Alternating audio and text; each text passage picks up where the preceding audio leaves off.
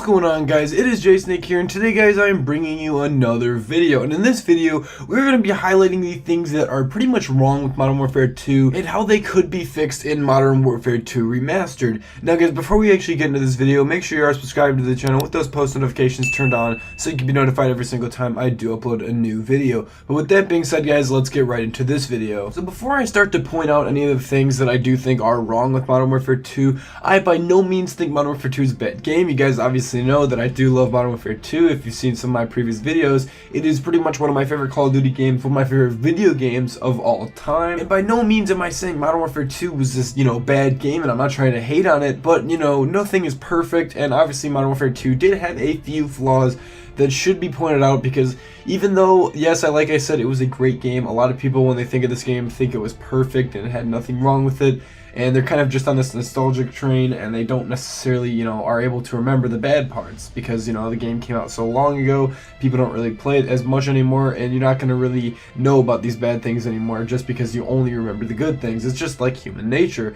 But, like I said, there were some bad things, and if Modern Warfare 2 Remastered could fix these things, then I can't even imagine how good of an experience we could be having with the old Modern Warfare 2, just with the new things and implemented into the game. It would be incredible.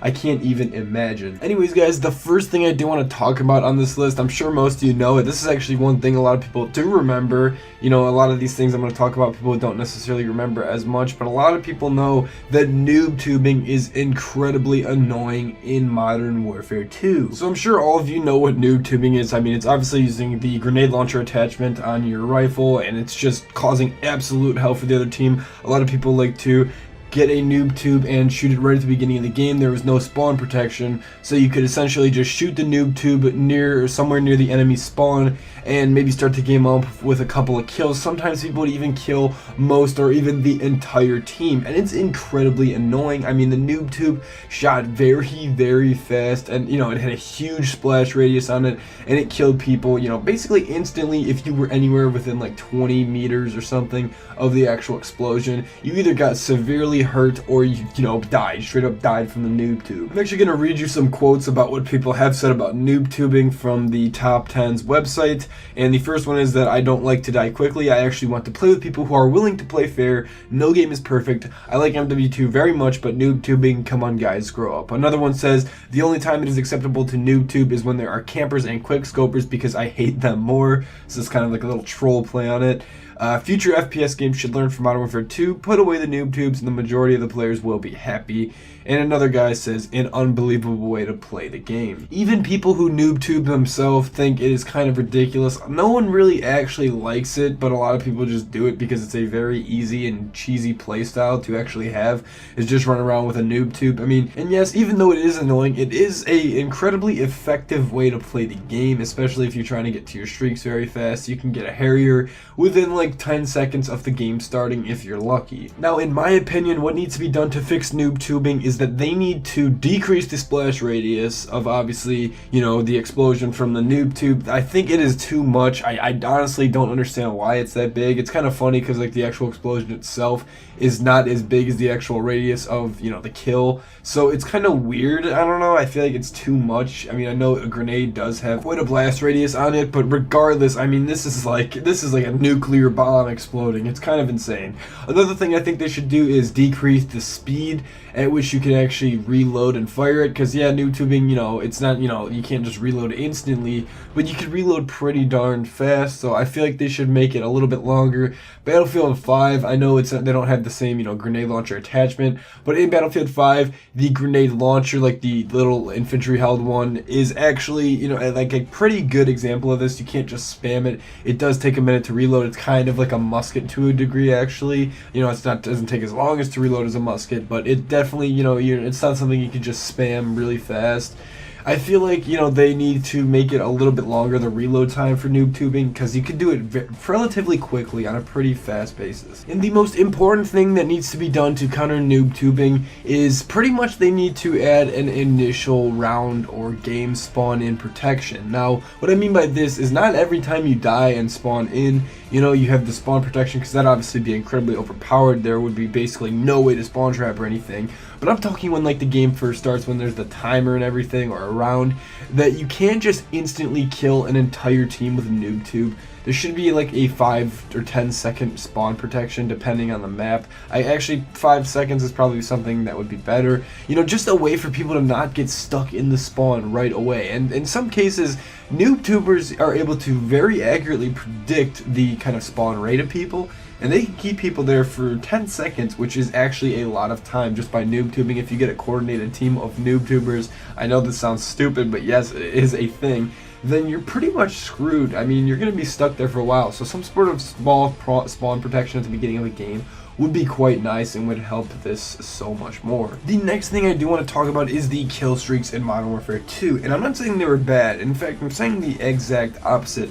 The kill streaks in Modern Warfare 2 were incredibly overpowered. Kill streaks essentially did like 99% of the players' work for them, especially if they were trying to get a nuke. Kill streaks in Modern Warfare 2 were very hard to shoot down, and they were insanely overpowered. I mean, the Harriers would just get at least like 10 kills when they were up in the air, and you could just spam Harriers, attack helicopters, Pavlos. I mean, it was incredible. The kill streaks, pretty much if there was like a Pavlo or a chopper gunner or Harriers in the air, you could not go outside. I mean, it was insane. They had insanely fast lock-on times, and they were, you know, obviously they're very overpowered. There's pretty much no way to escape them if they were shooting at you. Now, really, all that needs to be done is they just need to kind of decrease the time it takes for a Harrier or, you know, whatever kill streak to lock on. Maybe they need to decrease the damage just a tad so you do actually have a chance to escape. And, you know, just make it so the player still has to do more work. Because if you get your Harriers and an attack helicopter, I mean, you're pretty much set. You can just hang out and you're easily going to be able to get a 30+ kill game, you know, just like that, without even having to do anything. Let alone if you actually do try, then you can easily, you know, get 40, 50+ kills. I mean, the kill streaks in this game, I keep saying Harriers because that's like the worst one, but the kill streaks in this game, you know, Harriers and Pavlo in particular, just really destroyed everything, and you were pretty much screwed. Like, there was no chance of countering them. So really all that needs to be done is they just need to be balanced more and kind of nerfed, I guess you could call it. And they need to kind of decrease the lock-on times, because I think that was the main problem. I know they killed pretty much instantly, but the time it took to lock on was ridiculously low. Like, if you take a look at these sniper gunners in Black Ops 4, at least the ones pre-patch, you'll notice that, you know, they didn't necessarily just lock onto people instantly. They did take a small interval in between each time they did shoot somebody. I think something like that needs to be implemented, because it is ridiculous. Like, if there are Harriers or any kill streak in the air, you will not be getting out of your spawn. Now, I would like to actually briefly talk about the nukes. Now, I'm not saying that nukes should just be removed from Modern Warfare 2. Obviously, no, that's not what I want. But nukes pretty much killed all objective-based gameplay, because, you know, there's games where people just go lone wolf and everything, and that means they're still going to lose the game because they're not playing the objective. But when people go lone wolf just to get nukes, I mean, they win the game because you get the tactical nuke, obviously. So it doesn't really, you know, work well in a competitive-based mode, especially like domination or hardpoint or something like that. Like, a nuke would not work well in those modes, because you're gonna just have people going lone wolf Ramboing just to get nukes, and then it's not like, you know, they get the punishment with the loss of the game for going lone wolf. They will win the game because they have the nuke. Now, maybe we should have something more like a Moab. I'm not too sure how to actually go about fixing this, but maybe we should have something more like a Moab that doesn't necessarily end the game. Now, I know that's, you know, piss a lot of people off. A lot of people did like how it just ended the game, but it does eliminate all team play, and, you know, it really killed objective-based play. Like, it was something that, you know, would piss anyone off who didn't actually get the nuke. Not because, you know, that they were getting absolutely crapped on by somebody, but because that's just going to end the game. Like, that's it, you know. They could have been absolutely destroying the other team in terms of objective,